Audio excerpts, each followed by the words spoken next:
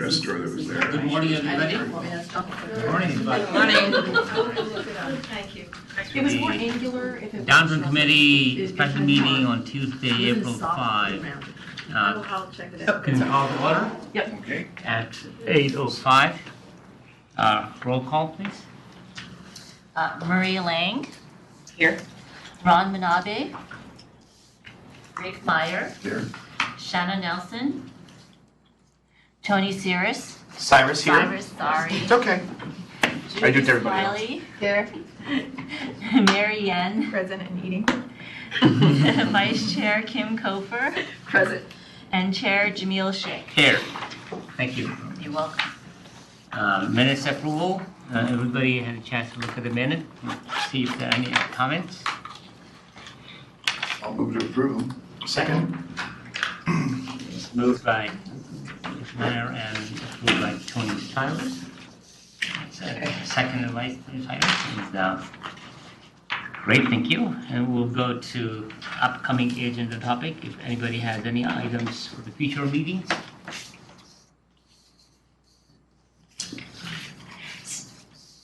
Would you like me to kind of go through the list? Yeah. Yes. So there's at the next meeting in May, what we're actually going to be diving into is several potential parking programs.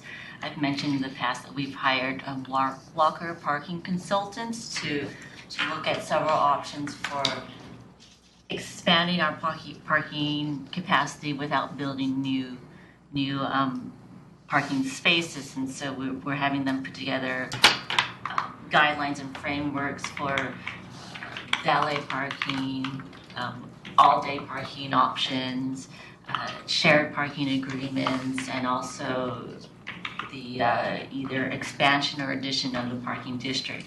The whole goal of the consultant study is to really not look at policies, but actually look at parking operations. And for example, with valet parking, looking at potential locations, but also thinking about kind of from a logistics standpoint, what would we need? How many number of parking spaces? Kind of what the cost structure is. I mean, that more of the operational standpoint.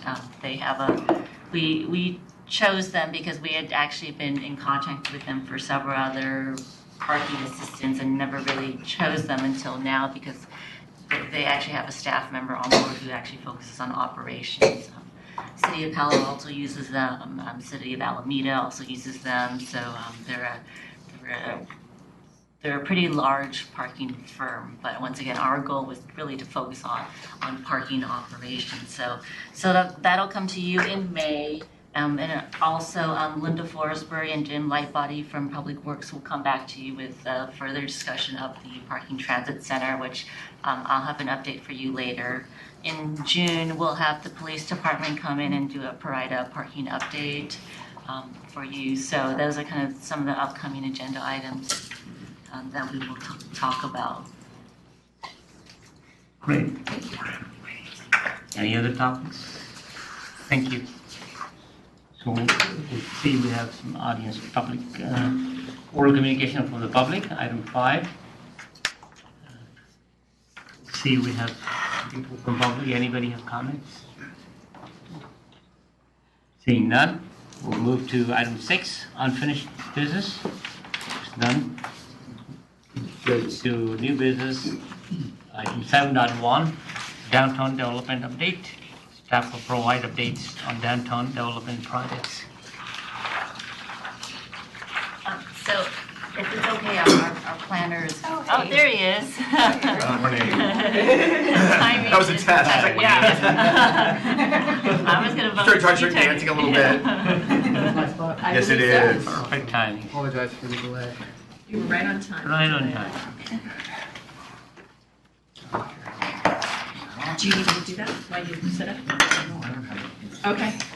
Just paper. All right. Just paper. Yes, first of all. You have extra for the audience.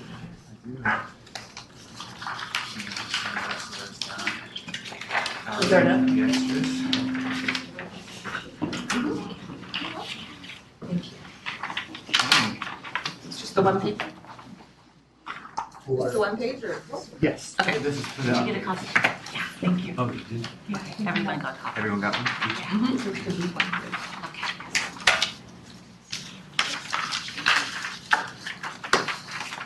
Were you late because you couldn't find parking? I was late. My train gets in at 7:55. Oh, I'm that's a little bit sweaty. I apologize. Morning exercise. Right, good turkey if you're interested. That's the way to start a presentation. Sweaty. All right, I've got adrenaline pumping, so I'm good. I'll be on the ball. That's water. Take a breath. Water. Yeah, fine. All right, so most of this stuff is the same as last month. I can again answer any questions about specific projects if you weren't here, if you haven't been here. The big ones that are residential, 100 Moffett, which everyone knows is under construction on the other side of Central. 231 Hope Street is right next to the post office. That was approved in the summer. Right now, we're still reviewing building permit drawings, so we don't expect construction to start on that for at least a few more months. The 15-unit condominium is still under review. There's no, over on Franklin Street, no, we haven't set a approval date or anything like that for that yet, so still in the process. I have a question about that. Sure. So DeRosa is the architect such that Maston is the architect, or DeRosa is the developer such that Prometheus is the developer, the other? That's a good question. I believe that is the developer, but I can confirm that next. Yeah, I'd like to just know who the contacts are. Yeah, that's a good question. I'll try to be more consistent in the next version about whether the parenthesis is the And when they say condominium, they're referencing it as a for sale? yes. Okay.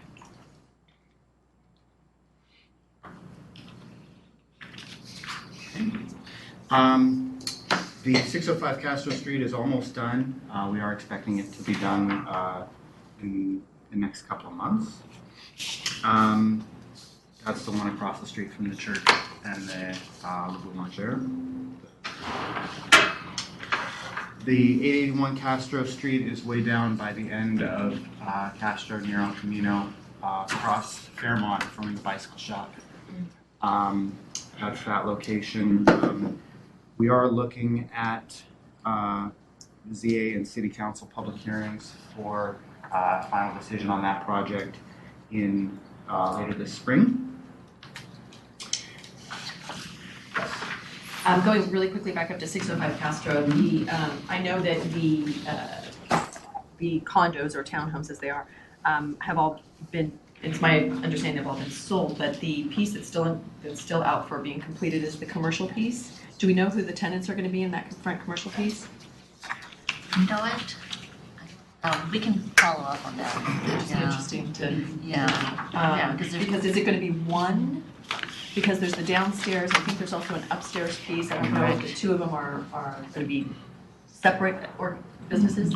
My understanding it is separate, so that. Okay, so would there be two Yes. commercial tenants? The upstairs is Pure, I believe it's Pure Storage. It's either Quora or Pure Storage, and then we'll get back to you on the ground floor tenant. How many places is Pure occupying right now? As many as they can. Three. As many as they can, yeah. Yeah. Tony, are you doing something about that with the chamber? Julie, are you doing something? Want them involved in a lot of things then. The 881 Castro Street, it says 4 stories, so the 18 condo units, Bill Maston presented to the Neighborhood Association last night. There were 3 or 4 of us in the room who were there. It's going to be 14 stackable condo units and 4 townhomes. And the 4 townhomes are going to run along Franklin to Hope. And Fairmont, thank you so much. So Fairmont to Hope. And the discussions last night were interesting in that they're having some level of discussion about what's going to transpire about the period of time it's going to be closed. I guess city's recommendation, and pardon me if this is new information for everybody, but the thought was that from Castro Street to Hope, that they may close that off for the entire building period. Mm-hmm. So I think that that's something that the downtown committee need to be in the know about, how that's going to affect the Cycleria next door. I have no idea where Marcos is going. Did they address that at all? So where are the current businesses Are they going? closing Castro Street? No, just Oh, the okay. part, Just the- Fairmont. the first block That of makes Fairmont, sense. that's one way going in from, you come off El Camino, you pass the Cyclery and you go in, because it's just the Cyclery and one other small little business that was there. But I didn't hear what's happening to Coup Dermatology nor Morocco's, and are they being displaced for a period of time such that Pete's was, or are they coming back? Does anybody have any knowledge about that? Maybe can we take a step back with the conversation about the closing of Yeah. Fairmont? The closing of Fairmont has always been acknowledged in our downtown precise plan Yeah. as if a large development project were to come in that we would close off the street to kind of create a potentially space. a public space. That was addressed last night. They said that there had been, in the precise plan, an opportunity perhaps for it to be a park. Right, okay. But they were saying that there will be a pedestrian walkway, Yes. even when it's closed, and delivery businesses. Sorry. It's fine. Great, thank you. And we can get back to you on the status of Morocco's and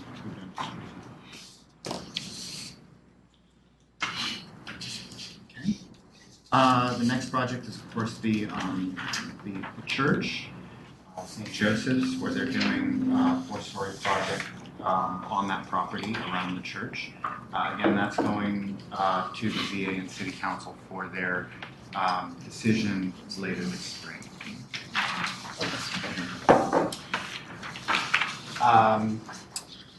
I believe Alex is going to provide a little more information on the Hope Street lots later this morning. Or I can do it right now. Okay. Just quickly.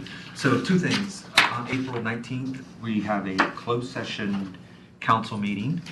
And the purpose of that meeting is to discuss with council business terms and conditions related to the negotiations of the hotel and the office project. Subsequently, depending on what happens on April 19th, we would then go to council on May 3rd under new business, which is a public meeting, and I encourage you all to attend and provide feedback. And then we recently had a joint CBA chamber meeting on this. Tony, were you going to give an update on your update on that through your chamber update? And I wasn't planning on that, but it was just a 10-minute update on events. So if you want me to do something on that, we can. We could jointly, since you two hosted. What do you want from us? Yeah, what was the question? Well, since we're talking about the Hope Street lots, and we just had a joint CBA chamber meeting on Thursday of last week, just wondering if you wanted to give an update based on Oh, our feedback. feedback. Okay, Yeah. perfect. I understand that question. I was trying to make sure I wasn't sure I was updating. So the developer, Lovely Man, came and actually presented the proposal and the plan. It was great to see the work that he has done, mostly locally. So seeing that he did the Four Seasons was good for us to be, to see a reference of something. So you can actually go, because I've been there a number of times, and it's a great facility and great construction. It looks like they've thought through a lot of the mediation things, which is good. I mean, this is someone who's been developing for a long time. I and the chamber have been very, very supportive of having a hotel downtown because we haven't had one for a long, long time. Though there's a lot of people who are against more office space, the fact that we've got a lot of businesses that are trying to expand in downtown and there is a lack of office space, I think that's a great thing. And so fundamentally we felt really good about what he was doing, but until we actually see the final plan, we can't say anything. And then from my perspective with feedback from the businesses was mostly the 100 block that's going to be directly impacted by the construction. I did have a couple businesses ask and saying, is there a way maybe we could have some meetings with maybe the city, the businesses, the developer, and throw around some ideas about how to help business during construction. If there's been any studies done on what other cities have done. Because it really will have an impact on those businesses, and there's a layered effect happening right now. So I think if there's anything we can all do creatively to help them stay successful during that hard time. But other than that, I mean, in moving forward, obviously it'll bring more people down, and it's a good thing for our downtown. But it gets just the challenges of getting through the construction phase. to quickly add to another potential impact is the temporary loss of 149 parking spaces. That seemed to be of great concern to the business community. We are working on temporary parking solutions, and Tiffany and Ellis are leading a communications outreach plan. So, more to come on that. Sure. Then the next project here we have is 801 West El Camino, which was just begun construction. That's the mixed-use project where the pizza was across El Camino. I would like to add just in here as well, I didn't list it, but on April 19th, we will be having a study session at the council about Lot 12, which is the parking lot right here across the street along Bryant between Mercy and California, behind the two big office buildings. It's certainly been, it's part of the precise plan that lot be developed with residential and ground floor commercial. And we've been directed to bring to the council kind of some questions about moving forward with leasing that site and developing it as part of a ground lease. This would be, again, the potential disruption to downtown of developing multiple sites at the same time is very, very high. It is also could potentially mean the loss of 160 parking spaces, which we would be talking about at that meeting with council on April 19th. And so we are going to be kind of laying out a schedule to, again, minimize disruption to downtown and laying out some strategies to minimize loss of parking. Sorry. On some of the sites that, including this one, where you indicate, what portion of it is commercial, is there a way to kind of get a breakdown of what type of commercial, whether that is, what is kind of retail versus office versus? Sure. Yeah. I mean, I can provide that information on future updates. Okay. Yeah. In general, when it's ground floor, we do expect it to be, retail. Through most of downtown, restaurants are provisional just to kind of make sure that we're prioritizing retail. We do have a lot of restaurants downtown. And of course, there's been a push by council to minimize the amount of ground floor office on downtown. So we're going to be really pushing the retail in these ground floor spaces. And then, of course, above the ground floor, it would be office. Is there a sense that that's what we want to do on Castro Street for sure, but now that we've gone back, and this is on Bryant, which is, kind of behind a lot of other businesses, is that the case there? That we would really try and still push for? That's one of the big questions we're going to be asking council on the 19th. Right Because now, that has a different impact on the residential too. Mm-hmm. If we're pulling the commercial back off of Castro. Right. That lot 12 is our temporary farmer's market, correct? Yeah. that's right. Okay, so that's going to be part of that discussion, because if we certainly don't have the Hope Street lots, which has historically had that, and then we're, okay, so we need to see where that would eventually fall during a super fun, during a football. Correct. When the staff report is available, we'll email it out to the committee.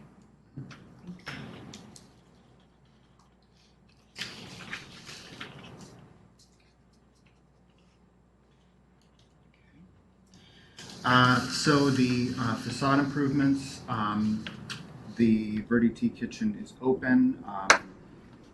My understanding is that they are going to continue working on that second floor facade of the building, although it doesn't seem like there's any activity out there now.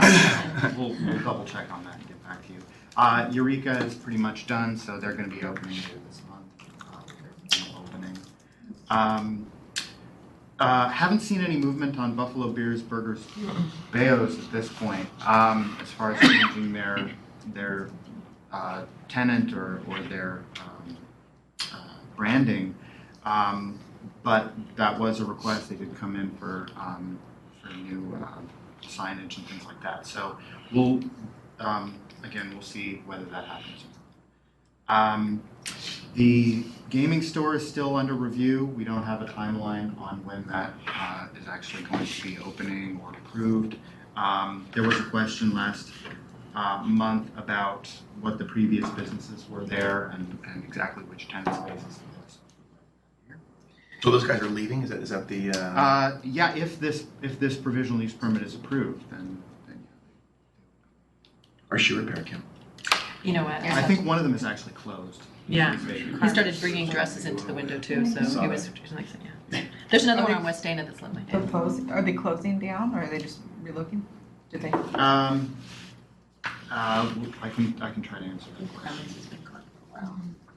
Yeah. Yeah, Carmen's has been gone. Shoe repairs. Sure, press it. The gentleman that owns the shoe repair 6-7 months ago told me that the rent increased. So in order to kind of make it work, there was another business that came in and did the dresses. But obviously there's more happening there. Gotcha. I love that guy. Yeah. Can't we move him down to where Empire Vintage was? Yeah. Affordable rent. Empire Vintage. Oh, right. It's more affordable on that side, huh? On the same street? Still villa. Well, different landlord. Oh, right. Right. The two little spaces on. That's a great idea. All right, and then the last thing that we just got in was an informal application request for converting the second floor mezzanine at Lum into the second floor office space. No, also one other thing I saw on 861, I think, Bella or something, there's a beauty nail shop, you know, a new one came up, and it used to be cleaners, I think. And it's open, I stopped by and they say they have a special going on. I was tempted to get it done. Yeah, and I can provide more information about that. Usually personal services actually don't come through planning. They're just totally allowed to open personal service and retail. We don't have any planning process for them at all, so we're usually the last to find out about those things, but well, I can give Just brought up so in case. I just have a question on 444 Castro. When it was built, didn't have enough parking to open it up. Way back when I was looking at buying the building, trying to buy it, and one of the setbacks was parking. Now, if we take parking lot 12, which was the overflow parking for the building, what are they going to join the parking district, or what is their plan to be able to stay in compliance? That's a really good question, and that's going to be part of the discussion on the 19th. Currently, lot 12 is not part of the parking district. Neither is 444 I understand, but Castro. that's what made it able to be open. It was the idea that the overflow would be, and the city helped with that because the city took over the top floor for a number of years. And so it's going to be of interest to the downtown who needs parking. We tried to get them to join the parking committee or the parking district back when they first moved in, but then there was, the back lot got picked up, and so they didn't need us. But it'll be interesting if they now want to join us, because that gives us a lot of ability to do more for parking. Anyway, question mark. I'm sure everybody's aware of all that, or not everybody on the committee maybe, but I'm sure the city has taken that into consideration. My understanding is 444 is that they were originally in the parking district along with the Tishman Squire, Fenwick, and West building and elected to actually opt out of the parking district. And 444 has told us they are interested in rejoining the district. We haven't had conversations with Tishman Squire about whether or not they'd be willing to join into the district as well. What's the 404 building? 444, it's The big tall one. big tall. Big one. Tall. Yeah. Yeah, the one right here. Okay. Yeah. Who is the current owner of that building? I know it's Travelers. Swig. Swig? Okay. And they've been in conversations with us, and I believe Maria actually came to a downtown committee meeting to express their challenges with parking due to the rise in the number of office workers per square foot. Cubes go as the offices go away, and the desks come in. From a planning and building standpoint, the use stays the same. But when you think about it, the number of employees has increased. So there's kind of multiple challenges we're trying to deal with. Is the Becoming one. exciting. in partnership if they decide to finally do that. Yeah, I mean, and we've been in conversations with them, and in a sense is, they've reminded us of kind of why we need to think about the downtown, not just from the historic core now, but also from I'd say from City Hall 444 and onwards to El Camino, because there's a lot more office now in this Expanding this way. Castro Street. For a while now, we've always considered Lot 10, 11, and 12 as temporary lots.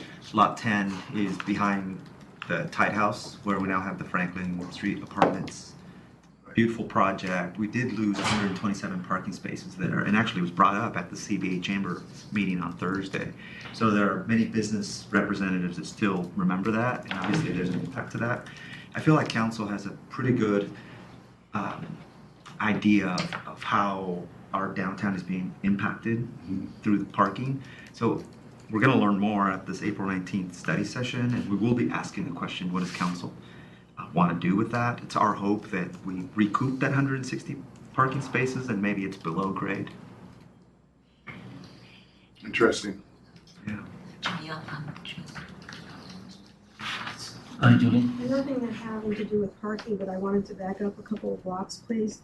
I wondered if staff has any information on what's happening at 282 Castro, which has brown paper over the windows and no signs.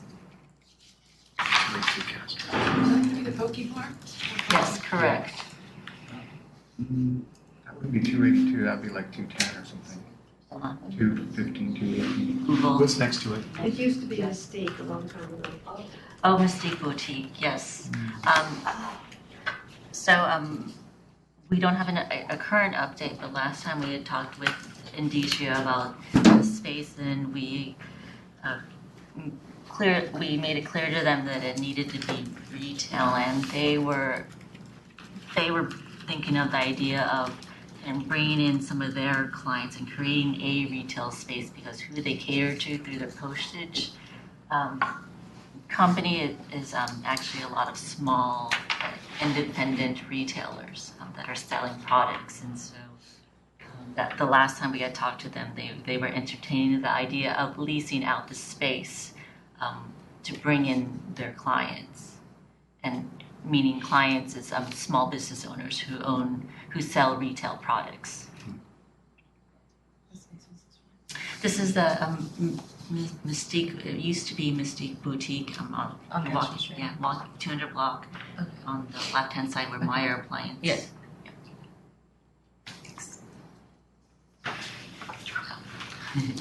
Okay, go ahead. So real quick on that note, I just walked by that building the other day, and the first floor is getting kind of messy looking. You know, we have that problem with them not using the front entrance, and it's almost become like they're, you know, where do we put this? And I don't know.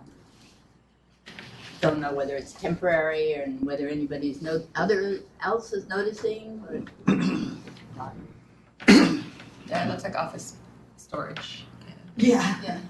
And there's tables and chairs that aren't being used. I don't know whether we have any say in the matter. It's right on Castro. We can reach out to the office tenant. Okay. I guess that brings us to a different point too. What is retail space going for right now downtown?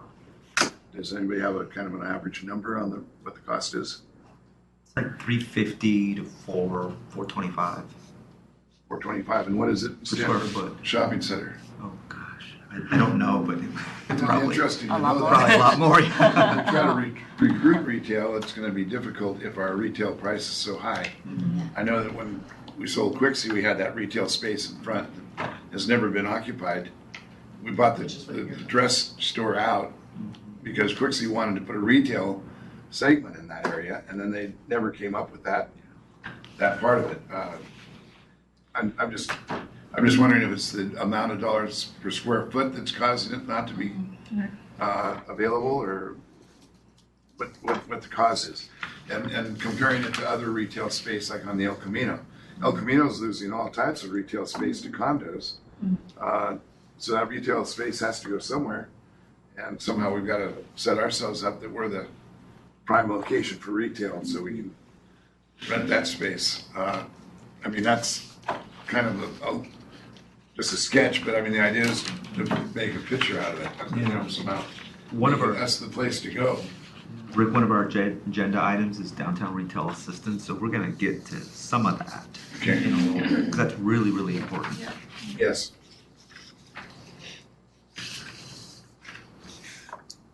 Okay, great. Thank you for your eyes on the street. So we still have a few, I can add these, the 282 Castro, and if there are any other kind of key vacant tenant spaces, I can add those to the list that we'll continue to keep reporting on with any kind of updates. Mix, we still haven't heard anything, still don't know what's happening there. I do have You a small update. The space is being represented by a broker, Thad Logan out of Retail West. I did leave him a voicemail, but have not heard back from him. But the space is formally being leased. Marketed. But we don't have any information on the tenant, if he's even signed a lease. So someone did sign a lease? No, it's being marketed, sorry. Yeah, it's being marketed right now by a retail broker, a very well-known retail broker too. So hopefully we should get some news within the coming months. It's a great location. Is there any kind of an update on that abandoned post office parking lot with the weeds and everything on the street? I have a confidential memo. So what I can say is that our real program administrator, real property program administrator, is going to council tonight under closed session, which is a confidential meeting. And it's to discuss price and terms related to the possibility of leasing that space that would help us for the temporary parking loss related to Oak Street. How many spaces is it? So right now, there are about 38 parking spaces, but if we restripe, we've estimated we can get about 50. Oh, wow. Yeah.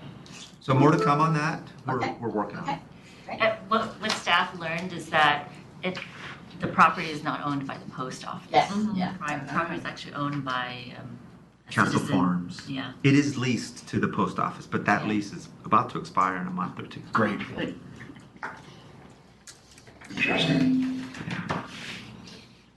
As far as Mix goes, is that the same space that was the previous restaurant that was owned by Scott Seafood? Yeah. Okay, and then their Palo Alto location's also closed down. Yeah. That's good. Well, Great. Any more questions, comments? No? Great, thank you very much. Sure. I also did want to mention one thing about the El Camino Real signage, downtown directional signage. I think I gave an update on that last month. We're expecting that to be done in fall 2016. So right now they're working with Caltrans to get all the right permits. I was going to ask about the Mervin's late night entertainment proposed. What, so it was a bar in the back and food in the front, and now it says food is currently being served out of the bar in the back. While they remodel The front. Okay, and then as far as late night entertainment, is it on the level of, I can't even think of that. Monte Carlo. Thank you. Of the Monte Carlo, or is it more It's on too the small level for of? something like that. Or, I mean, in terms of DJ kind of thing, or is it more on the level of how we have entertainment at Cascal on certain nights where they do a little bit of dancing? Do you know?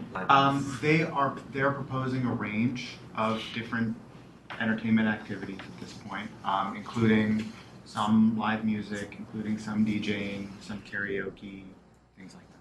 Eric, is that considered or proposed for the front side or the actual bar on the back? Front. Okay. Yeah, it would be. It's a shared kitchen. Not much right? room back It's a there. shared kitchen. Do karaoke maybe. Yeah, tiny. Now you get a band in there. Three participants. Michael karaoke. The alley, they'll get pretty busy on the weekends, because Monte Carlo and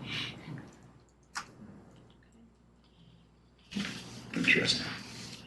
So pardon my ignorance, but when something is bringing in entertainment that was previously a restaurant, what type of approvals do they need for kind of changing it up a little? They need, well, in order to start the entertainment, they need to get what's called a provisional use permit. It's the same permit process that we have for new restaurants and new other provisional and conditional uses. It does need to go to a public hearing with the zoning administrator. And we do add conditions. Like they have to reach out to the neighborhood, right? Well, we do notice the surrounding 300 feet for all provisional use permits for property owners.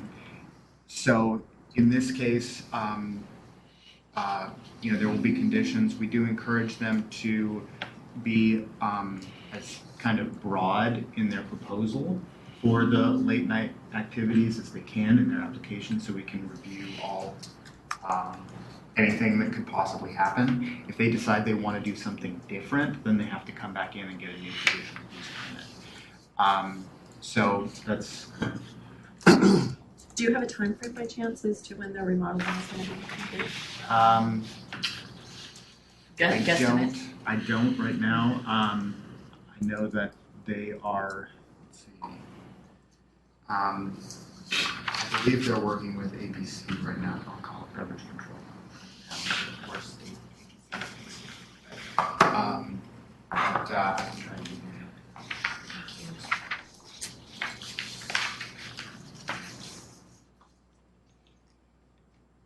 Do we know yet what's going into book fires? I know I've been reading that they're, I just didn't know if they were going to section it off or be one big amazing space.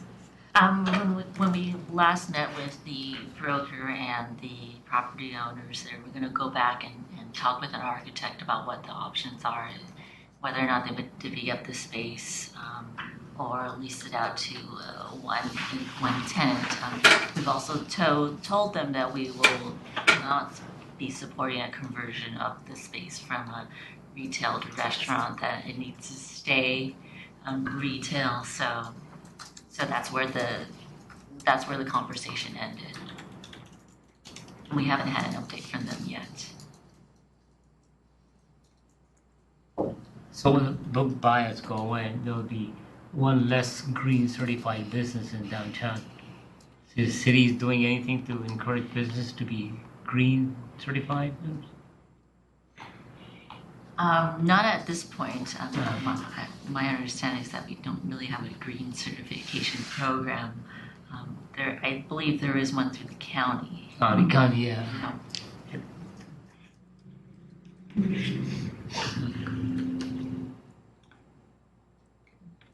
Great, thank you. Thank you very much. Julie. Sorry, I'm a little late on the trigger here. I realize that probably nobody knows anything, but the restaurant space in the 300 block of Castro, which was a Chinese restaurant a long time ago, is still Next to vacant. David's. So it Something should to like. be on your You're trying to website. like. Kind of like. Yeah, I mean, I think the story of You that want is just. to give that update again, Alex? I gave a brief update last time we met, and I actually was supposed to try to get a hold of. It had to do with very late night phone calls, I remember that. Yeah. My apologies. I have not reached out to him, so let me work on that. Thank you. I'll add it to the list. I don't expect it to change much, month to month.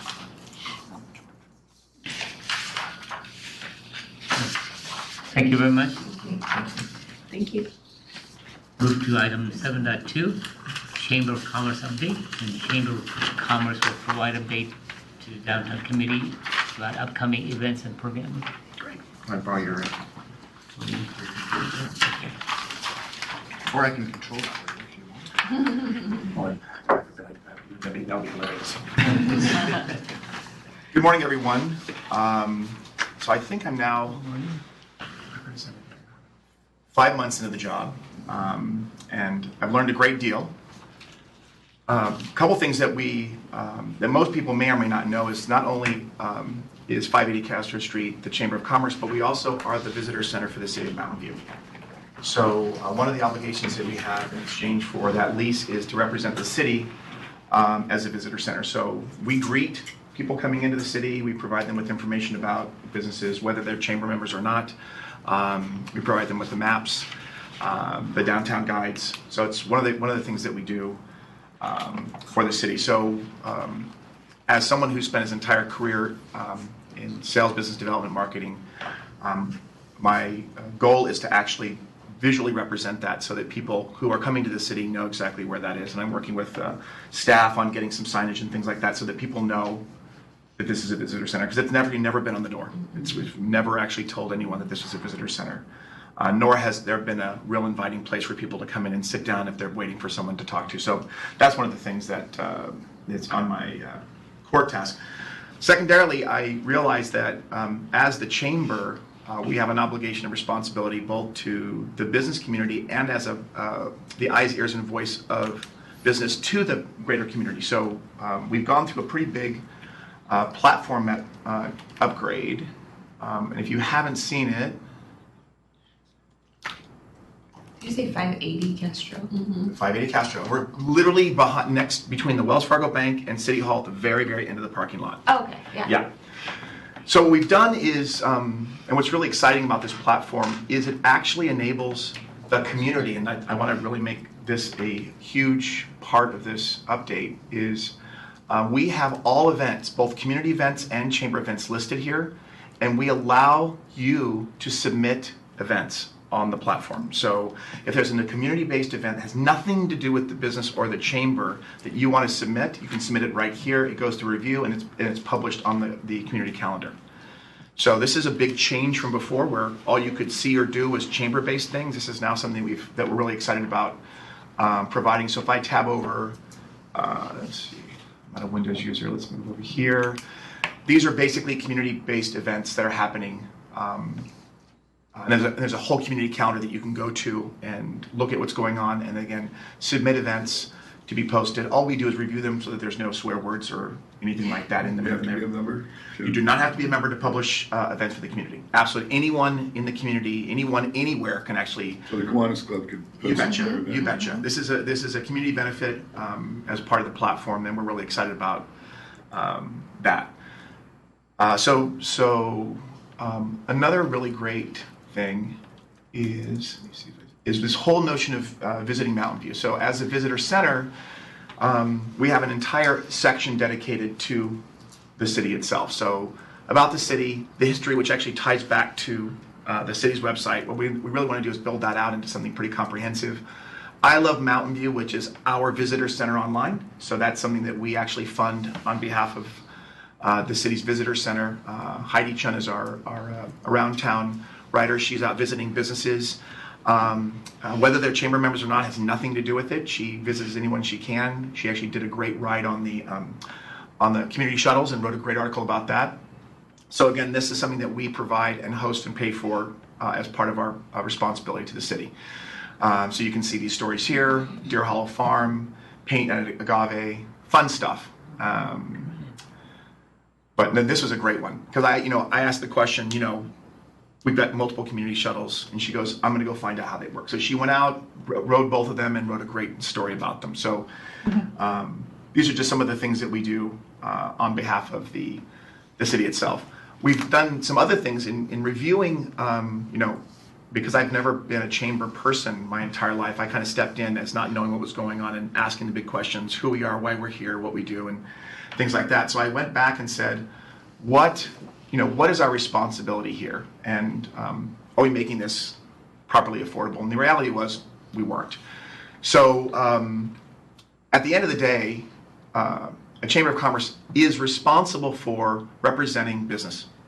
And that includes a one-person company all the way up to the largest companies that we have. And what I've learned in doing research is that consumers, mostly small business consumers, are 63% more likely to purchase products or services from members of chambers. So the value of that membership is there, and it's not something that we made up. It's actually something that you can find anywhere. Now, if you notice on the left-hand side, you'll see these little marquees rolling. These are actually part of the new platform, and I think we only have a couple of them. up here, but one of them is at We Are the Visitor Center. Another one announces the Technology Showcase in August. We'll actually put the right dates on here. The Art and Wine Festival. I just sent out invites for Alex and Tiffany. So as events that you guys are doing citywide are there, I'll show you how to generate these things and post them so people can see this stuff constantly while they're navigating the site. One of the things that was really important to me is that we had to make membership affordable. We put together a special plan for all CBA members. It's $99 a year, where before it used to be $350 to $550 depending on the type of business you had. And then for small businesses, you can start at $15 a month or $150 a year. So you can see there's a big change in the business model around membership. It shouldn't be about money, it should be about representation. So that was a big change that we made. So this has been a big exercise going forward. Yes? And that's for new members, not existing members. A member can switch. So what we'll do, I can talk about the different members. So we have, an advocate is basically $150. The core value proposition there is that we are your eyes, ears, and voice to government. We're responsible for providing you information about what's going on in government. Is there a parking issue? Is there legislation happening? All those kinds of things. If you're looking at marketing your business, then there's the connector, which is kind of the traditional business model where there's the mixers and all those kinds of things. If you're looking at promoting your business, we have a promoter package, which really allows you, this is where people are doing sponsorships, right? So if you think about looking at this, your smallest businesses are in the advocacy. I would say your professionals, insurance, real estate, taxes, all those people who are the professional businesses are in that connector space. And then your small to medium-sized businesses are your promoters. And then you kind of move up to our builders. These are your core, your Kaiser Permanente, El Camino Hospital, Palo Alto Medical Foundation, Google, Microsoft, LinkedIn, Intuit.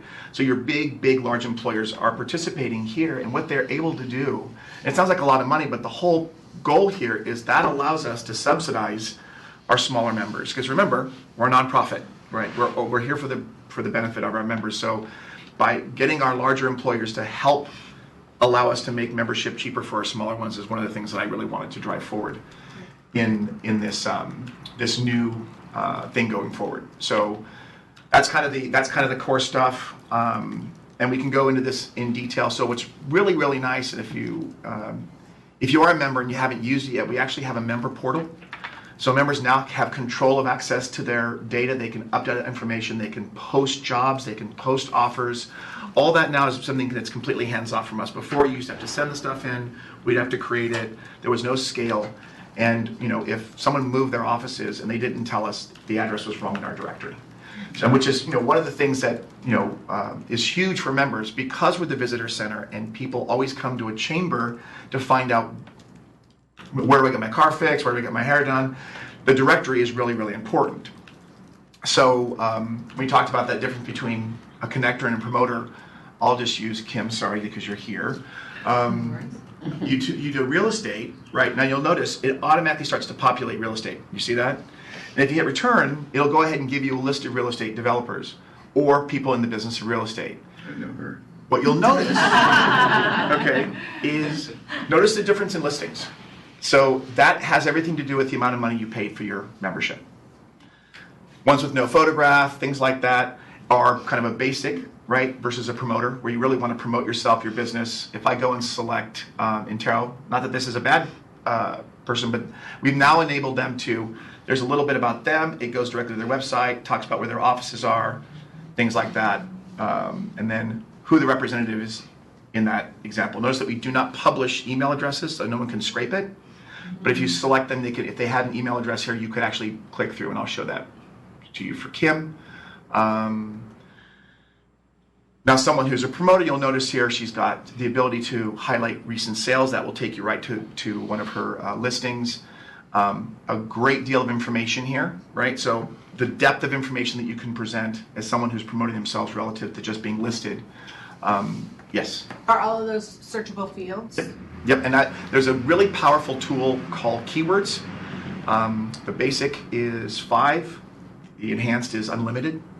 So if she does relocation, or if she, you know what I'm saying, so you can actually decide what words you want to be searched on, so that the empowerment really is about you deciding how you want to be found, as opposed to us trying to figure it out, Right. which is really powerful. And then if you notice on the top, we have all of these share buttons now. So the ability to share this information socially, your printer, via email, to the mobile device is all now something that didn't exist 5 months ago. So we're really proud of the platform. And as new members come on board, they'll be listed in that list. That's automatically populated. We don't touch it. So as a new member signs up, that all gets updated automatically. And you can actually click through. These are clickable. I turned them off, but we could actually enable them so they were clickable. So, just a sheer thing was saying that members can use this platform to have a discussion group going on? Yes. So let me go do that for you. So I'm going to go in as a member now. Let me go back over here. Right here is your member login. Okay, so members are able to log into the portal. And I'm going to go in as, and you're also able to tie them to your social media. So if you want to connect it to your LinkedIn or your Twitter or your Google or your Facebook, you can do that. So you're not having to remember another user ID password, right? So it's pretty exciting. And if you remember what the old website looked like, you'll understand what I mean.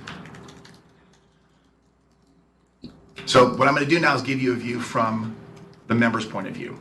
So this is what a member would see. So here you have a welcome message. It talks about upcoming events, what's happening right here, right? So this one, I can register for that event. I can look at business offers. So businesses who have made offers, these are all right here. This is what you guys control. So a member can present an offer, a member-to-member offer, or a public offer, and these all populate either inside the member portal or on the outside in the consumer facing side. So really, really powerful. You can post jobs, you can request for proposals, you can make business offers. It's a pretty powerful platform, and this is where members can actually have the conversations and create relationships outside of this. So when we talked about that events calendar, these are the things that are coming up right here. If it's registerable, there's a register button right here. So again, this will scale. This is really, the goal was to provide empowerment and services and solutions for the members that didn't exist before. So without running through this list, I'm just going to give you, did you have a question, Alex? Just quickly, I noticed up top that you have a option for a report. What type of reports will you have? You know what? I haven't run that yet. I'll say what it does right here is it shows you how many views of your business have been viewed. Right now, I don't have any banners, but if you actually place banner ads, it would show you how many impressions, how many.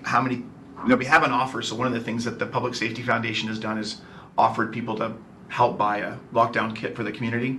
So 41 businesses have viewed that offer. Right. So it kind of gives you an idea of what's happening with the activities and things that you've done there. That's what I was thinking about when the view came up. How many people are looking at Chamber from outside the community? I'm looking at the statistics right now, but I think we get about 10,000 touches a month. Unique visitors. Yeah. So we just turned on Google Analytics. So I don't have that information, but a staff does, so I can actually get that data for you, which is awesome because it breaks it down by the device type and things like this. Another thing that's really important, and this is the first time we've actually had this available, it's responsive. So you can actually view this on your tablet or on your iPhone. But what's really powerful is as a member, there's a free app that allows you to access us on both Android and iOS, so you can do all of these things on an iPhone. So looking for jobs, posting offers, all those kinds of things in a mobile space. So if I go back over here, it'll actually show you that down here, right? So there's the Member Plus app. You download it, it's free on the Android store and the Apple store. You use your same credentials that you use to get into your member portal, and then you have full access mobilely. So here you can see people have actually, what's neat is there's a feed, right? So people have updated their information. Allure has just posted a front desk coordinator job. So we just rolled this out less than 10 days ago, 15 days ago, and the members are getting activated. So we've got a little bit of work to bring all of our members on board. Onboarding is the standard process, but clearly it's easy enough that people have jumped into this thing and have really taken it, which is great. I had a question about the events page. Yes. Do you discriminate whether it's not discriminate, that's the wrong word. Whether it's a religious event or a political event? Community events are, there's no, the only rules that we have is that it cannot have offensive words, right? So if there's an event that's the community that's here, it gets posted. Agreed. Okay, and that's why the difference between the two is chamber events, which I'm going to go over now, which one of the requests that you guys made for me, are that second tab. So chamber events are chamber-based events that are for members, and then community events are us providing that as a place for people to look. So could those ads will be permanent, like some people are looking for volunteers all the time? Can that be there? When you list a job posting or a volunteer or whatever that is, you decide how long it runs. Right? And then of course if it's filled, you take it down. So it's really driven by the member side, right? If you filled the job, you don't want to leave the posting up there, unless you're Salesforce, who always does that kind of stuff. Any other questions here? Yes? Is that your new logo? So what we're doing, so thank you all that participated in our, so one of the things that's really, really important to me is that we have good brand recognition. We completed a rebrand. I mean, we got some Leadership Mountain View graduates here. Whoop, whoop. Yep, best class ever. So one of the things that we did is it did not have, Leadership Mountain View was kind of like one of the most important programs we do as the Chamber for Education, but was a redhead stepchild on the web. So I'm like, it was on the web. On the web. It didn't have representation. So I said, no, let's give it its own site, its own look, its own feel, because in essence, even though it's a program of the Chamber, it really is its own living being. So we went out, we're lucky enough to get an amazing designer to work with us, did a whole rebrand. We worked with the alumni, the council, and what's really, really neat is the iconic representation of, if you think about a torch and carrying a torch and that notion of leadership, and then how the city's represented in it, the notion the mountains are all there. So it's just really a really super exciting piece. So now this is the portal for Leadership Mountain View. You can see you can actually apply right there at the top, apply for classes. Paul now owns this portal. He's completely responsible for the content and the data. There is student-specific areas where when the class starts, there's a student and alumni portal that shows all the information that they can download, the calendar, the PDFs, all the class information. So we've gone from the old school to the new school, and it's really, really exciting. So we're in the process, back to Alex's question, we're in the process of doing that rebrand, and this was one of the top contenders. So I put it up there to see how it felt in the space, because one of the things that's really important for us is that our logo has to sit both in a square and in a rectangle. If you think about all social media uses a square for their context, this platform uses a square, and then you have if you think of the city of Mountain View as a long rectangular piece, so it's like making sure that it fits in space. So we're working with the. It also fits nicely in a coaster. It fits nicely in a coaster. And if you notice, there's a tie together between the LMV and this, right? So there's my objective is to make sure that all of our programs have something that connects you back. So there's some visual cue that brings you back to, 45 years Art and Wine Festival. Most people don't know it's the Chamber. Right, so the goal is to flip that. And people go, oh, this is the Chamber's program. Volunteering for years and years, and people come to buy their glasses and they're No idea. heckling. They don't understand that it's a community. Right. So the goal here, part of my branding efforts is to really bring all these pieces together. So enough on that. Really, really important. The 14th of April, the White House is sending the Assistant Secretary of State to Mountain View. We're actually hosting him at the Chamber. And it's a business leader briefing. Julie, you've got this in your list, and we haven't gotten his RSVP. So if you didn't get the email or it got killed into your spam, let me know. I'll resend it to you. It's kind of exciting. This is the second year, I guess, that the Chamber's hosted this. It was really successful last year. Again, I don't know anything about it, but it is a.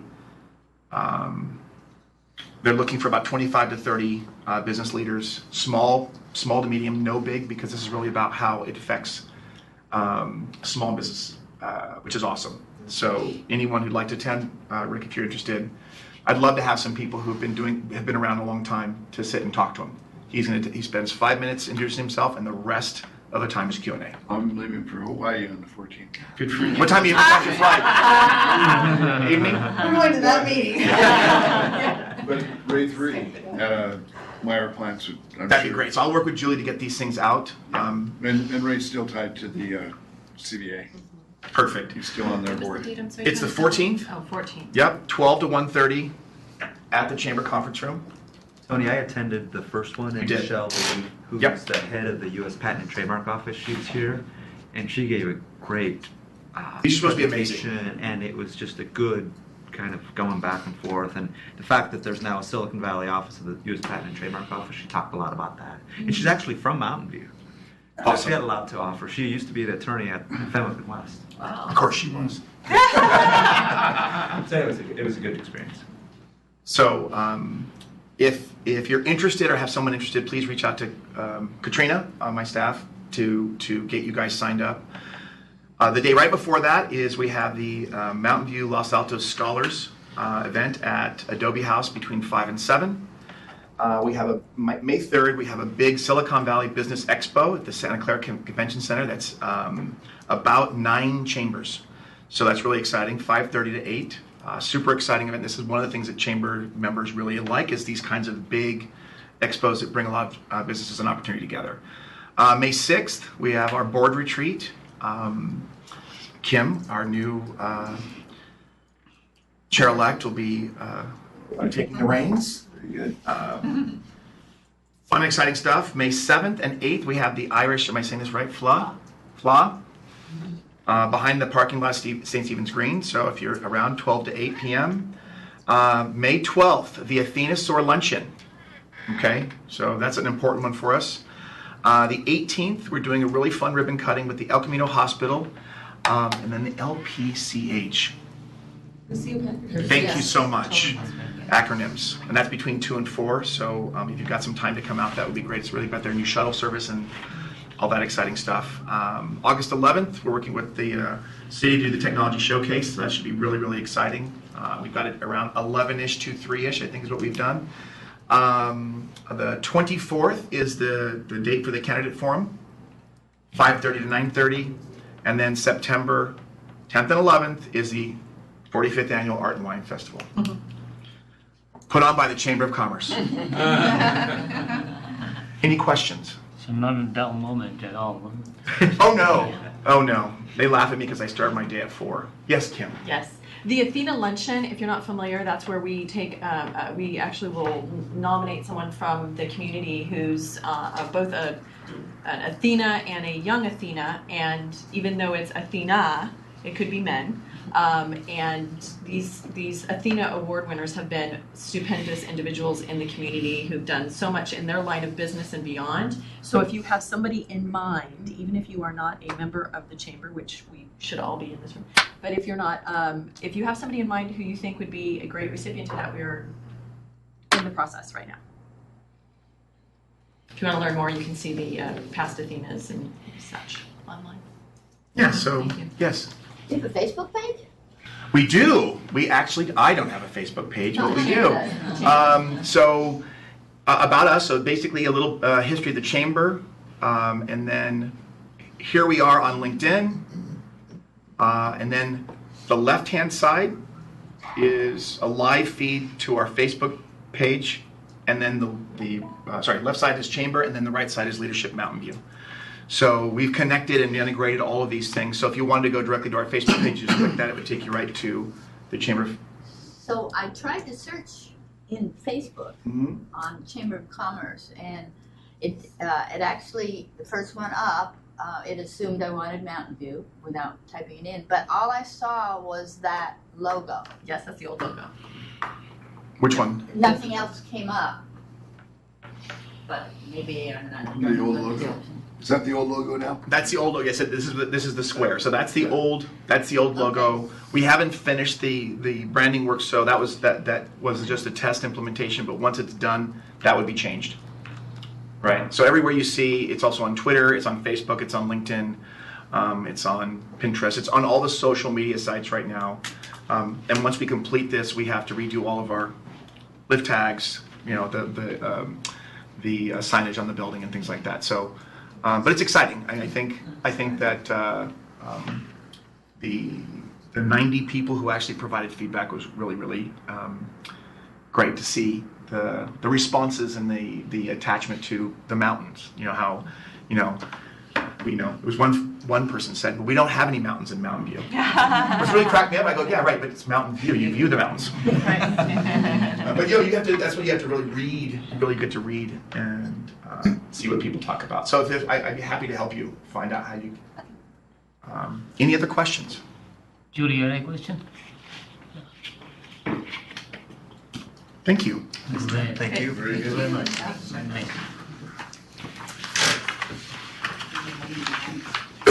The retreat is going to be at the LA Arts. Right. We'll move to item 7.3, downtown parking and leave fee. Staff will discuss the downtown parking and leave fees and proposal to increase the fees.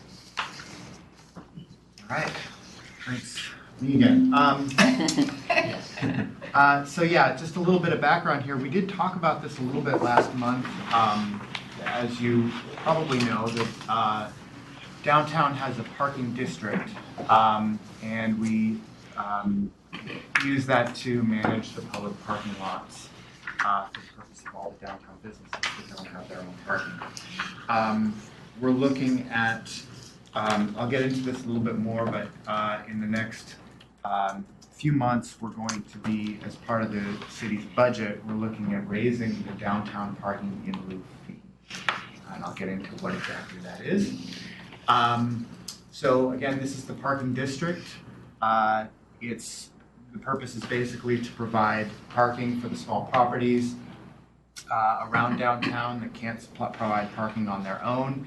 And it also helps maintain their nice walkable character, which is the community's vision for downtown Mountain View and Castro Street in particular. And of course, shared parking is more efficient than individual properties parking. Go ahead. Just real quick, that isn't the parking district.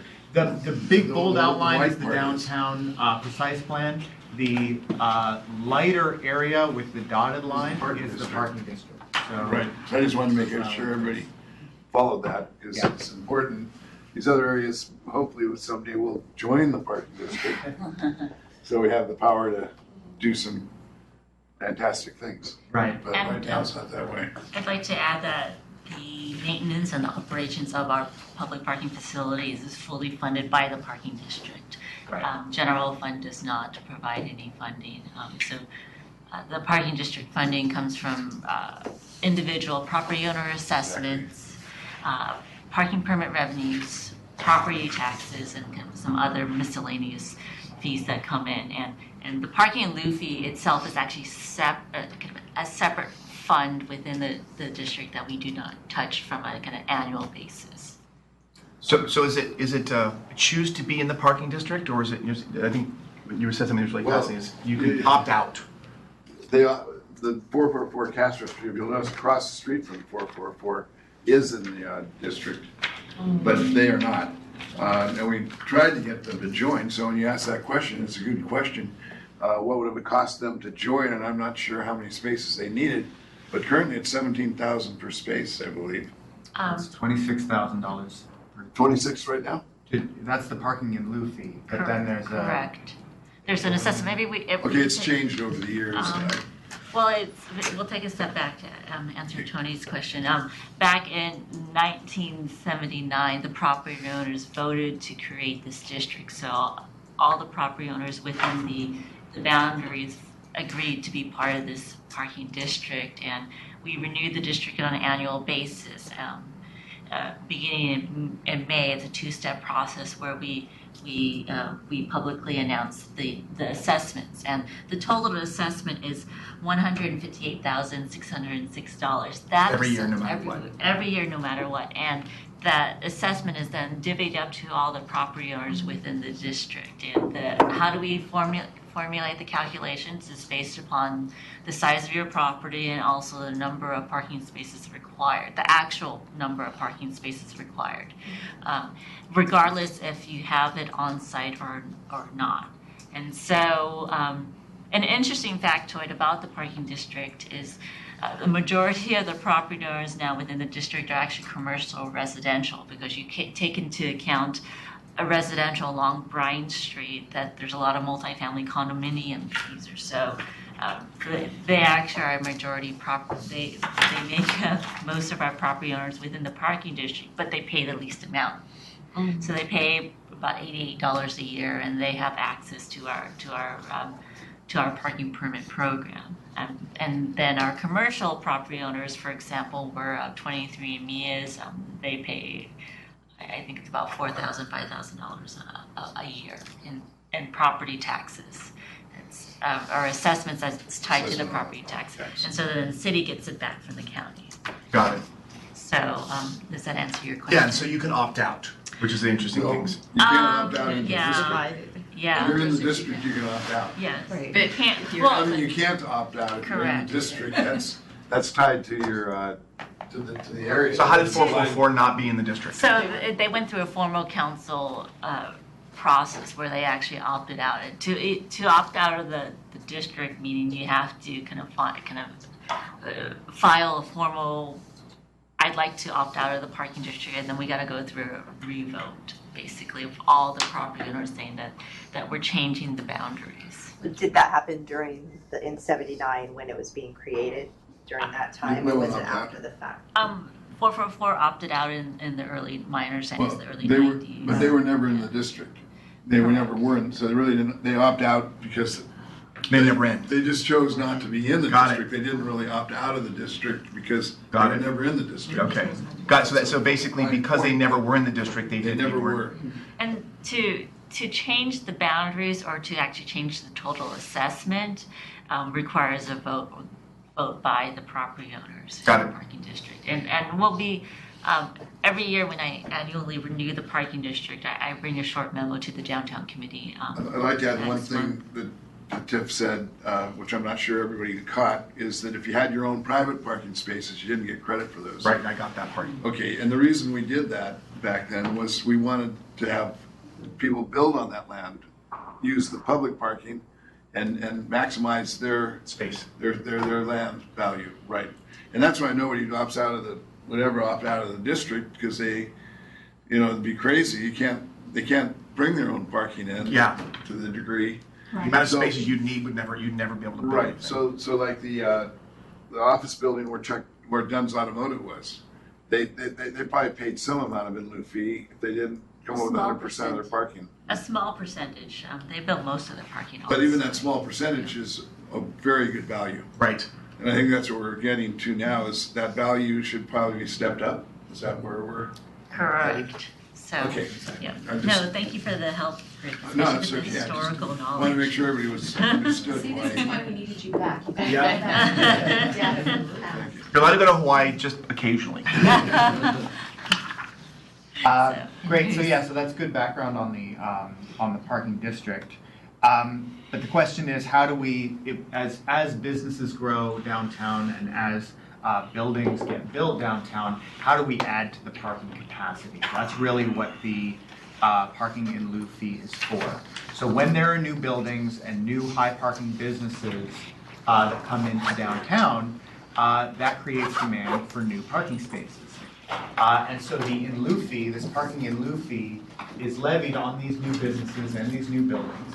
And it funds the construction of new parking spaces like this parking garage that's over CVS at the corner of Bryant and Well, not anymore. It's California. starting to fill up on the top floor finally. So, And it's a one-time fee. yeah. So the parking. So parking is one time during Yes. construction. yes, Got it. exactly. That should So again, it's required specifically for new buildings, new floor area additions to buildings.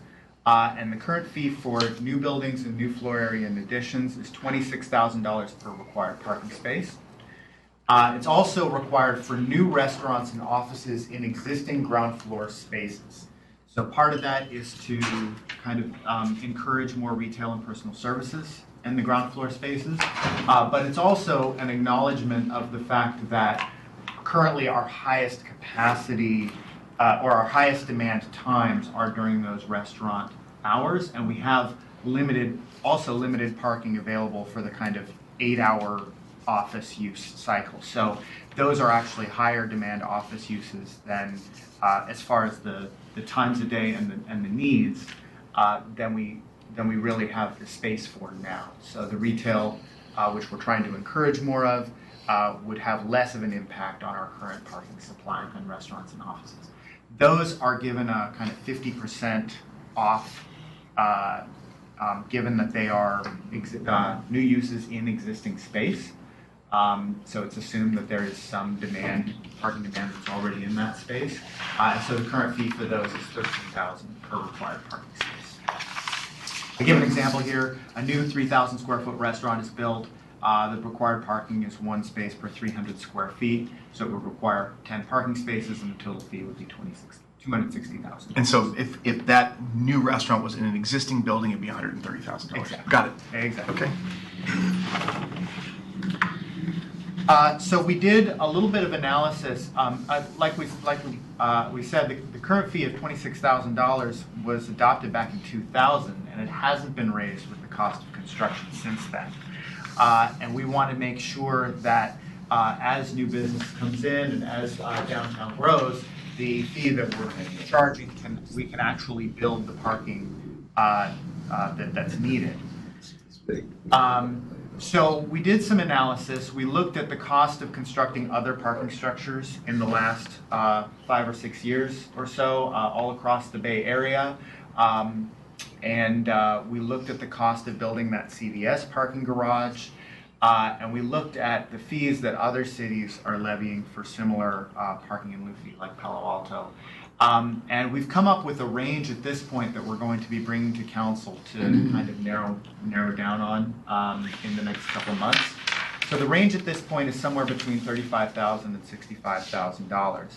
Again, the original was $26,000, so that could be potentially quite a jump. And then we are also looking at an annual adjustment with the rate of cost of construction, so that we don't, so that we don't have to come back and do this again every 10 years to talk about raising the fee.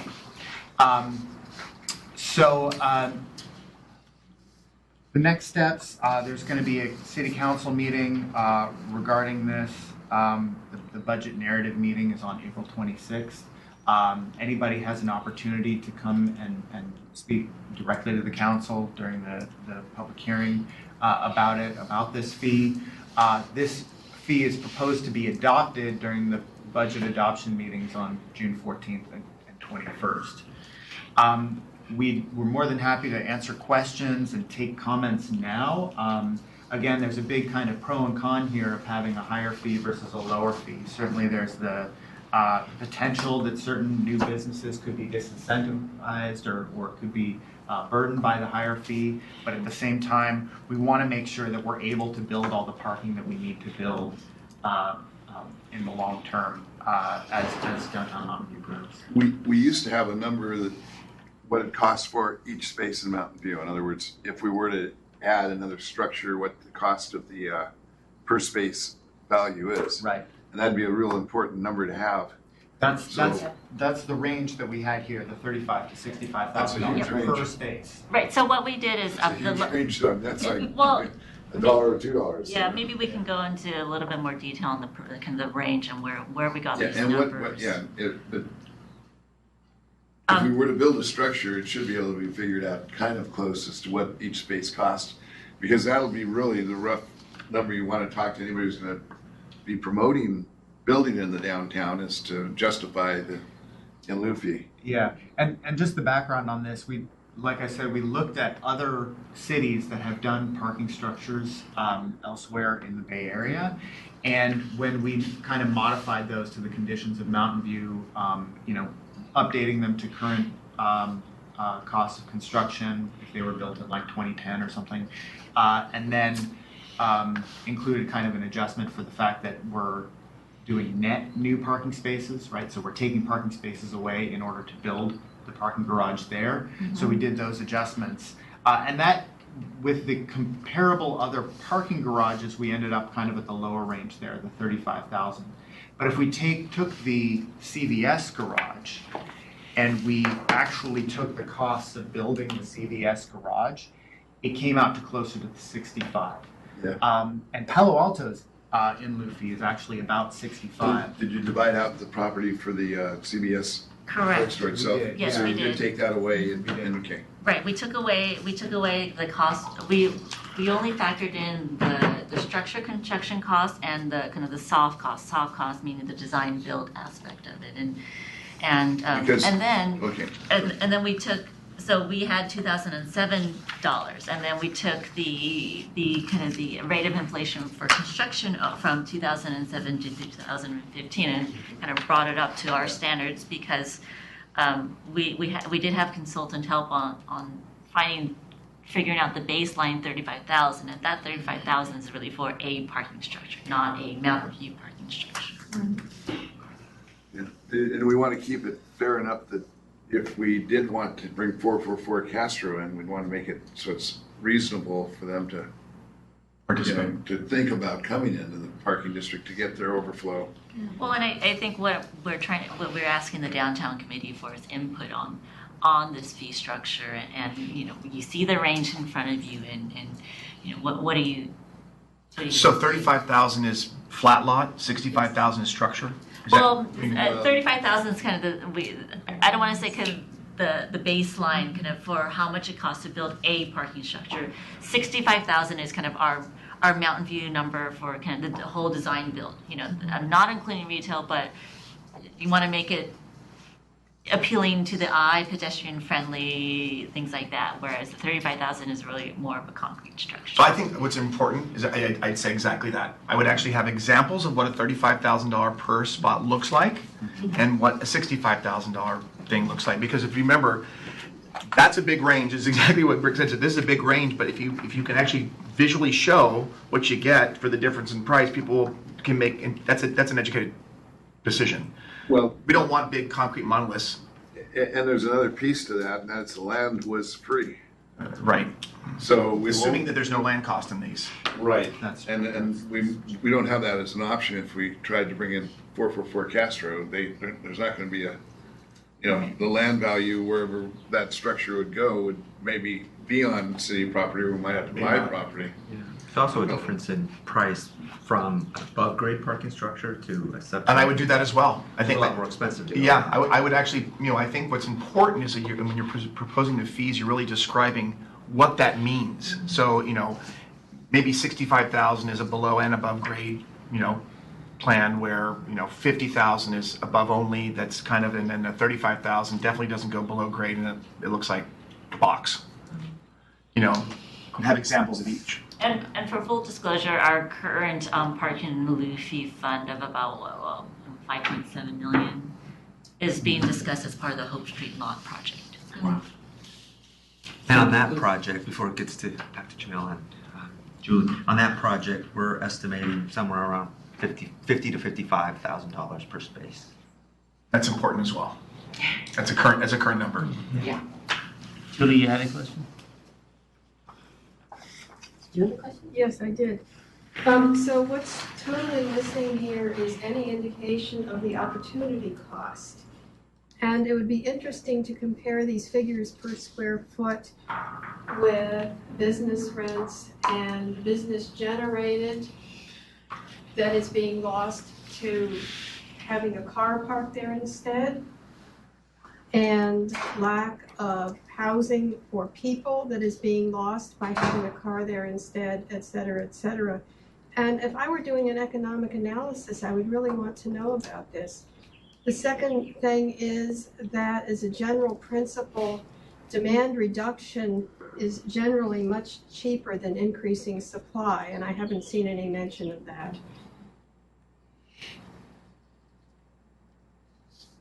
So when this comes to council, I hope that information will be available.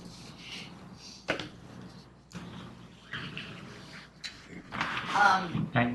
It comes to mind, last week when we were talking about closing Castro, and somebody and the problem with needing more parking, for the train and all, somebody suggested a whole upper level of parking right over the tracks. They were, there was a fair discussion of that, and that sounds intriguing. Now, is that all, that would have to be Caltrain completely, or joint between city and Caltrain? Is anybody following up on that idea? I hadn't heard that one, but Yeah, I mean, it's, I mean, 30 feet in the air? No, just Whatever I the- think it was at Central Central Expressway level. Central Expressway level, I thought, and then Yeah, they were oh, thinking of it going would be it. over Central Expressway and the parking track. over the top of the Well, they're going tracks. to be having these Right. very So you wouldn't tall need that other, location. the would need pedestrian bypass, you could go I, through the yeah, strip. I don't know the I track. guess, I don't know if it's practical, but it's an idea that. in Southern Pacific, you'd have to buy along, buy into that, I guess. They'd have to be, they own the Oh, of land, course, so. of course. But like, who owns Central Expressway land? County, County, county. okay?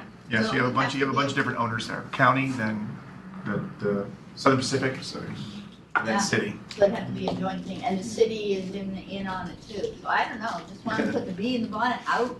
Yeah, if I can get to kind of the essence of your question, I mean, right now, the Caltrain parking is not part of the parking district. Understand.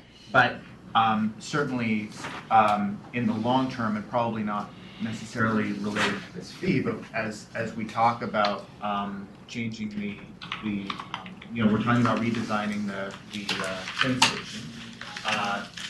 And as we discuss that, there could be opportunities for finding a positive sharing of parking opportunities. The parking demand for the Caltrain station is probably not as high during our evening restaurant peak. So how can we utilize that that resource? Yeah.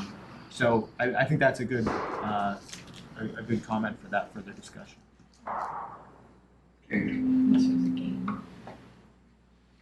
So any comments on, the fee itself?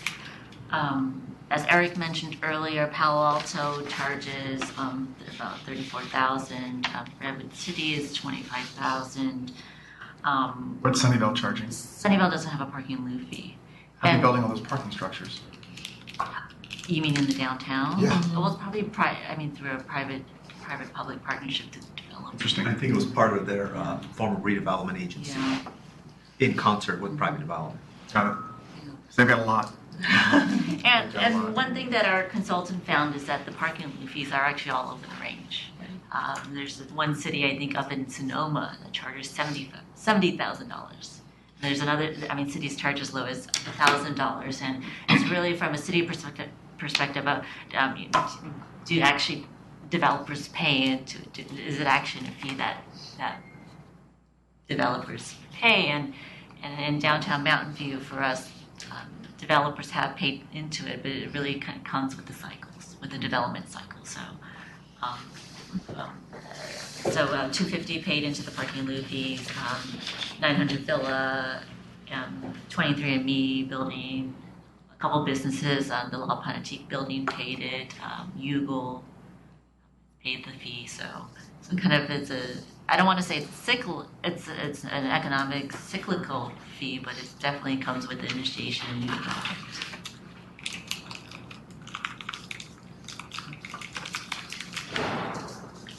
So I wanted to express appreciation for Eric's mentioning the possibility of using shared parking. We already have these parking spaces. It's a legal issue, which so far seems to be insurmountable. I think it is much cheaper to solve the legal issue than it is, again, to build parking spaces.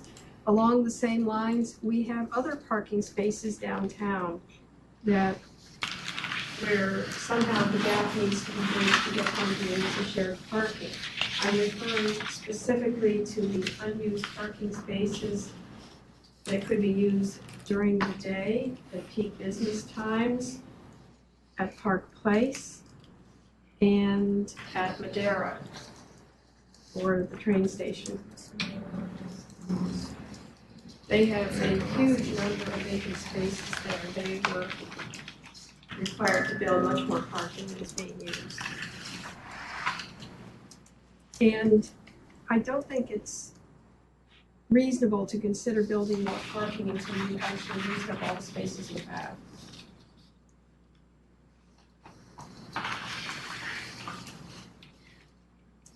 So any comments again about the fee range? You captured mine, right? Yep, And about nothing the to do visual. with the fee range, this is a separate comment. Yeah, no, that's a very good point, kind of from a visual perspective, giving people kind of an idea of what money What do you get? buys. Did you want a motion on what we would feel would be a fair value or what? I mean, do you support the range? Is 65 too high? I know it's a lot to ask for, but at least kind of from a committee standpoint. It has to be done. I mean, my feeling is we have to raise the parking and loop fee. What we do it to, if we can give them an option like that, would be interesting. Palo Alto's 43,000, you said? Does I think it's 63 or 60, yeah, 63 or 64, and it's adjusted annually with the rate of inflation. 63 or 64,000? 1,000. Okay, so they're at the upper end. With I the can rate of support inflation. That, we don't want to stop construction in the downtown because of the in lieu fee or in the core area but, we need the money and we need the parking, so. I make a motion, we approve the range. And leave it up to the council to make sure they price it right. I second it. Everybody agree with say motion? All in favor? All in favor? Aye. Against? Against? Motion approved. So it passes. Thank you. No, this is Right. helpful, because we will mention to City Council that the downtown committee, we discussed this with the downtown committee. And we did notice the property owners within the parking district of the fee change. We're actually having an outreach meeting on Friday. We reached out to developers who recently paid into the fee, also with people who are actively right now seeking to convert some of their space. So Philomon, as Eric mentioned earlier, also real estate brokers as well. But we are working with kind of a very finite area within the city where this fee applies.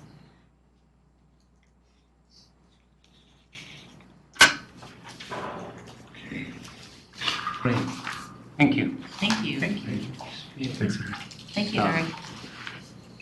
Item 7.4, downtown retail system. For the downtown committee work plan, staff will initiate a discussion with the committee regarding opportunities to support downtown retailers.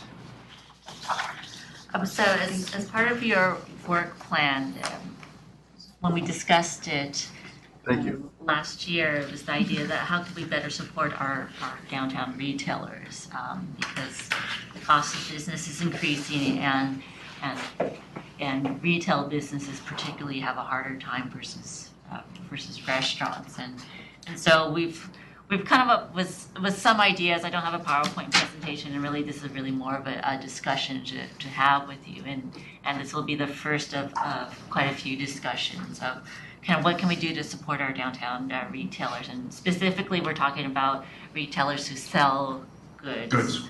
I mean, not personal service, not restaurants, folks that sell goods. So Ava's Market, Book Buyers, Therapy, Camellia Collection, Rocket Fizz, Jane's Beer Store, Easy Street Food. So I counted about 20 retailers that could be part of this assistance. And you can pilot the program, and there's definitely options for implementation.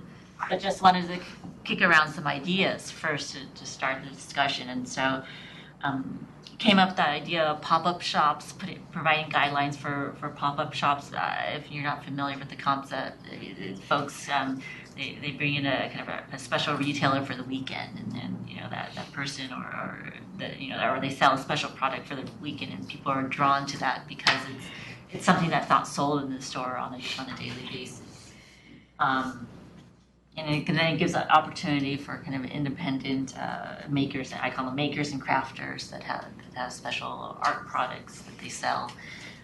Another idea is what's called Phantom Galleries. Downtown San Jose initiated this program where temporary art is displayed in empty storefronts or in office lobbies to really to try to activate the space, to kind of give it more than beyond what you see in the window. For example, if an empty storefront, you can put art along the windows, just for something to look in, something that makes it a little bit more interesting and pedestrian friendly.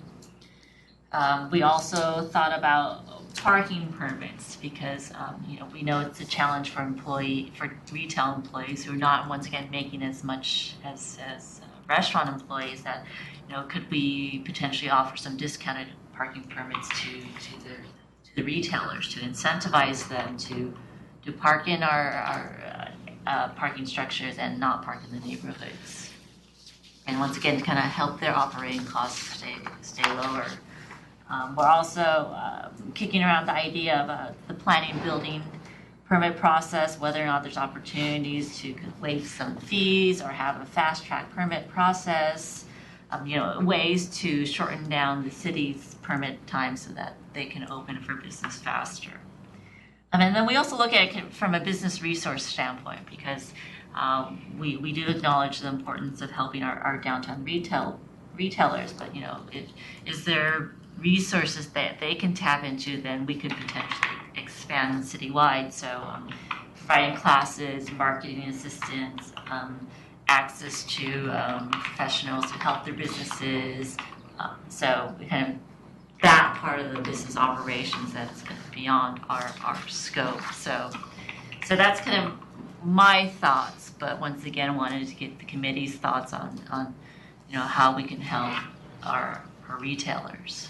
I can add too, we've noticed that for some retailers or businesses have discussed their rents have been increasing on the commercial side, so that's a real important issue. And then Rick, you were talking about, I think in some ways, retail leakage. And that means that there are people that could be shopping here but decide to go elsewhere. And we lose sales tax and other opportunities. When I was here the first time around as a consultant working with Ellis and Tiffany, there was an analysis done, and at that point we had retail leakage of about 18%. And earlier you mentioned Stanford Shopping Center, so there might be some people around town that are deciding to go to Stanford or Shopping Center, or instead of going to our local Target, they may be going to the Sunnyvale Target, which is a newer Target. So all those things are part of this discussion. We also have heard from brokers, for example, on the Book Buyers site, where we want to ensure that we keep retail uses here, but the market is calling for restaurant uses. So when brokers go out and they market the site, they're getting calls from restaurateurs from Palo Alto and San Francisco. They want to be here in our downtown. But part of what we're trying to do is ensure that we keep the retail and have a good balance between the restaurants and retail and a good mix. Right now we have over 90 restaurants and we just don't have that many retail spaces. So that's part of it as well. So I wonder, and I think that your brokers are probably the best litmus test, is to ask why retailers aren't looking to come to Mountain View. Because I suspect it's just too hard to park. Well, Shopping takes longer than eating. our biggest complaint when we were downtown was parking. Mm-hmm. Yeah. So that's one way the city can help, and the city did help over the years, obviously by having the lots. But now, one of the biggest complaints I always heard was, I'd love to come down, but it's just too hard to park. Just too hard to find a parking space. And if that's the image, then what you do is you have to work with the people that are working downtown, that they shop downtown. I mean, that's the other side, is somehow get out to the lawyers and Quixie or whoever's, I guess Quixie's in the other building now. Yes. Make sure that we're hitting their employees, telling them what we offer. Somehow having an internal communication system with the people that work downtown too. That could be a big promotion for the retailers. I know the appliance store wasn't the type of shopping that you walk down the street and you go, I'm thinking about to buy a washer. That wasn't the way. We were a destination shop, and we're doing fine on the El Camino because of it. But the one thing I always thought was the robust downtown with all these office spaces being taken. Now we need those people to shop our shops downtown. If they do that, I think That might be one promotion we could do, is somehow communicate with the employees downtown. A couple of complaints that I've heard from other neighboring businesses and other retailers on my end with Castro is also, getting and maintaining employees. With what their overhead is, the rent, and just kind of this constant wave of employees that are leaving the area that would be in that price point. My question is always, when looking at something Retail like staff, right? Totally. Yep.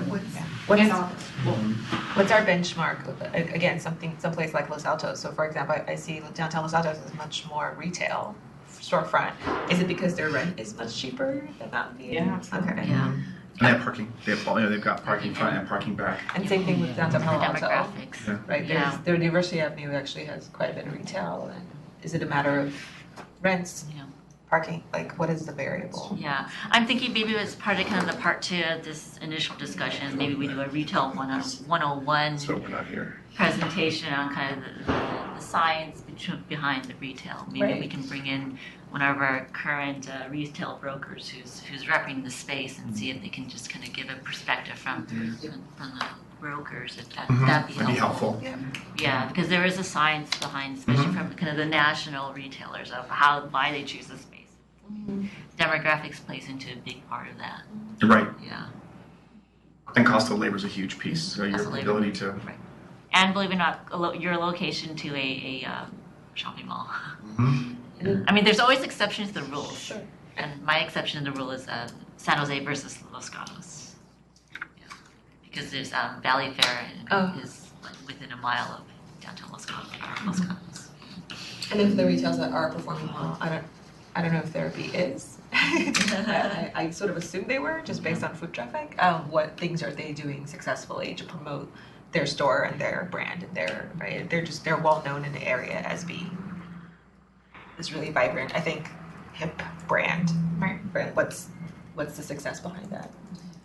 So. Historically, I recall some of the discussion being about what buildings were even available. What was the so, for example, when we were looking at a market, for a grocery market before Avis came in, was how big is the space? Because if I recall, there was conversation about this space that we have available is not sufficient for a national chain to want to be there, and because of not only just parking but the physical space itself. And with the exception of book buyers, which is a significant square footage, Right. most of our spaces are somewhat small for them to be able to see it as an economic, economic upside. What I would also like to say is, in the list of ideas, Tiffany, that you laid out, one of them was providing classes and marketing assistance. If we could just make sure that the chamber and such is represented in there as to what the chamber can do for them, that'd be helpful. Yep. Definitely on the business resources and stuff that we can partner with both the CEA and the chamber. And once again, not just looking at the kind of the physical space, but actually helping with the business itself and not doing. Trying to put in kind of little tangible things for them to apply to their business. I think it would be interesting is to kind of, we have a pretty large work population downtown, people that are working. Why don't we survey them, ask them what would they like to have? Good idea. Right? I mean, we're sitting here trying to answer a question that the answer is right there, right? You ask them, they're going to tell you, and then you kind of know what you need to be targeting. They want an Apple store. Yeah, I agree with you. Totally fair. China Delight would be a great Apple store. Totally fair. Totally. And it's sales tax. It's a great revenue source. I And mean, that's It's one of the bring biggest people sales down. You're taxes right, absolutely. per square foot. Absolutely. And they have one at Palo Alto and at Stanford. Right. They've got two in Palo Alto. And, Yeah. Yep. Mhm. They're both always busy. Yep. Super busy. Yeah, I've always wondered why there wasn't one in between the two. Hasn't that been? Have we had that discussion? Right. We talked about a Google store, but they decided to go to London first because their backyard. So. Anyway, yeah. Okay. It's hard to compete against London, I guess. Got it. So there's a nice group of residents interested in a cause. They, some of them were the ones that were campaigning for the minimum wage, and now that they're done with that, they're looking for something new. Is there anything I should take away to encourage, is there a way for them to join this effort? I mean, I would say it's kind of like, from that perspective, reminding folks to shop local.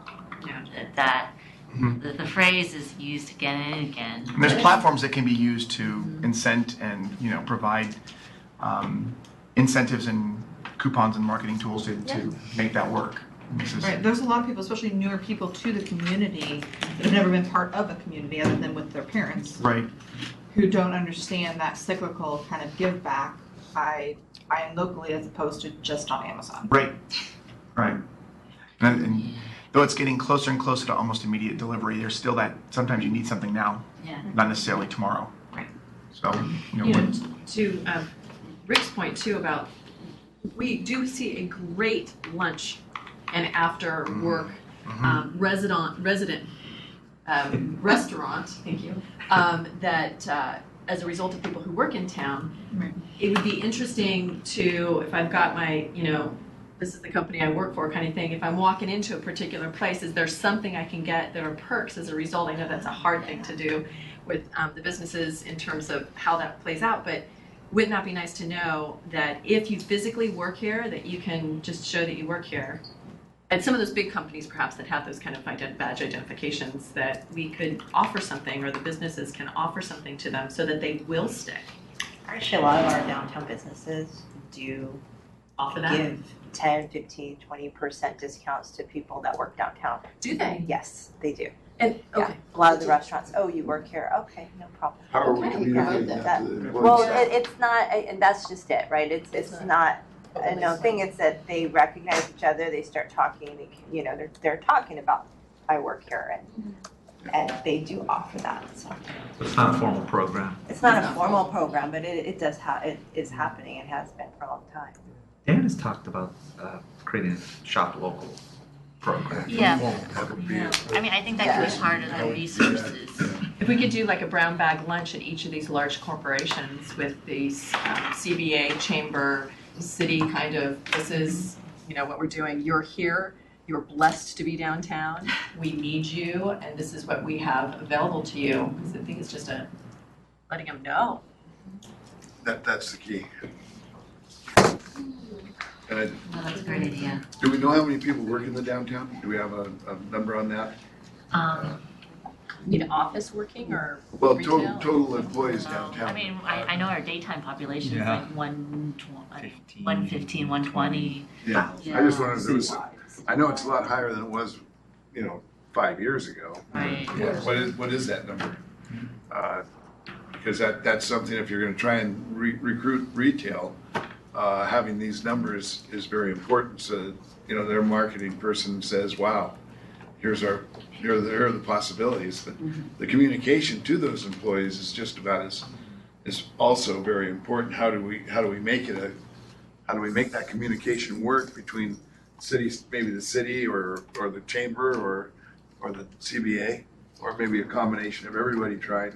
But how do you communicate? How do you get to these guys that are their little cubicle, and then they never leave? Get them out of their seat and have them go downtown and look around. we have to use the tools that they're using. Right. So- A lot of them have message Yeah. boards internally that they rely heavily on They use for the tools they're recommendations, using. purchasing, things like Something that. like So that. contacting those messaging boards, or if anybody has, and then that would be a good outreach opportunity for either the chamber or the city. Yeah. Good. Julie had a question. Yes, I wondered if staff had an update on how Avis is doing in terms of sales. It's sometimes hard to get in there because there's so many in line at the Poke Bar, So we don't have which access. is a wild success. Yeah, I mean, we don't have specific numbers or access to their sales, but we do think that with the Poke Bar collaboration and the Omelet House is that it's helping the business. And it's drawing more people in that may not necessarily have gone into Avis without them being there. And so the thought is, yes, with the long lines there, the exposure helps them. These are all great comments, and so I'll at the next meeting, maybe we can do like a retail one-on-one, and then we'll kind of put together your ideas into a formal list for kind of further discussion. I just wanted to add one more idea regarding social media. So I follow therapy on Facebook, and they often will post, you know, if you come in at lunchtime, you know, all dresses are 20% off or something. They're using modern technology. Yeah, it's actually They- it's very Which is effective. really It's just smart. like come in at your lunch break, and you know, and for people who really want that 20% off, right? They'll really make that work. Yeah. We could have happy hours. Yeah. Exactly. So I think Yeah. I think a lot of these retail are not on social media or not social media savvy, and that could be something that's it's really easy to establish a Facebook page and send out updates. To you know, it's actually just a quick hour-long brown bag or something, like you said. Yep. Yeah, there's a sale going on today, actually, 12 to 2 at one of the bike places. Perfect. Same thing, 10% off, you know? Well, So- a lot of retailers could capitalize on it. One of the Yeah. things that a lot of small businesses don't want to do, they don't want to let go of that kind of control of the social media, but I think it's maybe an education piece. Right. We're out there that, Right. okay, we have this 18-year-old who knows how to do everything on their phone known to man, you know, use that $15 an hour person to maybe help, you know, expand Right. your social media presence. Can our restaurants help advertise that after lunch, you can go shop here? Yeah, I mean, clearly there's lot of collaboration. There's a lot of collaboration, and there's a lot of good ideas floating around too. How do we support the businesses, but at the same time without overwhelming staff and the businesses? But 2-hour parking limit, getting lunch and lunch Shopping is not, yeah, it doesn't work. is mutually exclusive almost. On the signage right on Castro Street with 1 hour, that really puts people off. Yep. I mean, maybe we just need to back it up with more signage saying, but around the corner is 3 hours. I think. Some people will just stop at that. They can't park and eat and shop. By the communications, yeah. And what happens if we actually offer longer parking? And I think that's a, try it. Right. Try it and But see how it If there's works. not a pilot program for 3-hour parking, 2-hour parking on Castro. Or give your Just like retailers. we do during the holiday season, You where know, we try things it at that they different have. times of the year. We can add that to the list. Yeah. We do have a lot where it's 3 hours today, which is lot 11, across the street from the Tide House. All others are 2. How's the signage? I mean, do people know that that's? Yeah, they need to know that. That's- Turn the corner. And to Julie Smiley's point about the longer term parking option, that's tied back to our parking consultants work. I never heard that as part of their option. Yeah, to look at kind of all day parking, longer. I mean, I call it all day parking hour options, but really something longer than 2 hours. So today's might be a good time, not get totally into it, but, well, we have 5 minutes, but there's 5 main issues that Walker Parking is looking at. Probably would be good to just bullet point, just so they know Yeah, what's happening. Yeah, we'll be, as I mentioned earlier, we'll be talking about it at the next downtown committee meeting. We'll be looking at valet parking, shared parking, parking district. We're looking at also, they helped us with the parking and lieu fee analysis, and then also that all-day parking option. So then I guess I'm giving some parking updates just quickly. Actually, the big news for all you electric vehicles, yes, electric vehicles, is that the California Bryant parking structure has 5 brand new charge point dual port level 2 EV chargers on the 2nd floor. So just as you're coming up on the ramp, it'll be on your left between kind of the end point of the ramp to the elevators. CVS? Yes. Awesome. We'll send out the information, enabling 10 vehicles to charge That's simultaneously. great. Great job. Pricing is currently set at $1 an hour for the first 2 hours, and then $4 per hour thereafter. My understanding is that there is a 4-hour limit at each charge. Has to be, yeah. And then the next step, now that that's complete, is staff will begin to look at City Hall. But you can't park for 4 hours, charge that long, so. Does it override that? Does you can, permit. in the. But permit holders cannot park longer than 4 hours there either, because we want to encourage a turnover. Yeah. Right. It's not one of those. Yeah, you want them to, yeah. It's not one of It those. is a permitted lot, but we put it on the sign. permit holders also apply to the 4-hour limit because we want to encourage drivers to move their cars and let other people charge. Mostly like charge point, it'll tell you the charge charged. It sends you a text. It sends you a message, that's Yeah, we done. didn't want, Oh, yeah, we one. didn't want cars parked. So that's the big parking update, and like I said, next month we'll be coming forward with you with some kind of draft ideas from our parking consultants, so stay tuned, there's a lot going on.